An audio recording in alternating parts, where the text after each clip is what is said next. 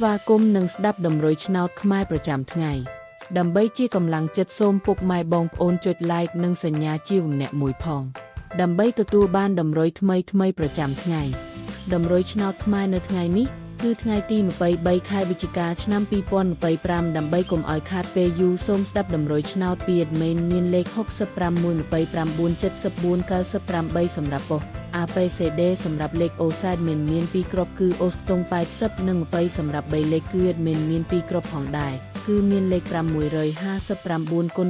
223គុណបើសិនជាពុកម៉ែបងប្អូនស្រឡាញ់និងពេញចិត្តលេខទាំងនេះពុកម៉ែបងប្អូនអាចយកលេខទាំងនេះទៅផ្សងសំណាងបានជាចុងក្រោយសូមជូនពរពុកម៉ែបងប្អូនដែលយកលេខខាង admin ទៅផ្សងសំណាងហេងយើងទាំងអស់គ្នាជូនពរពុកម៉ែបងប្អូនជួបតែសំណាង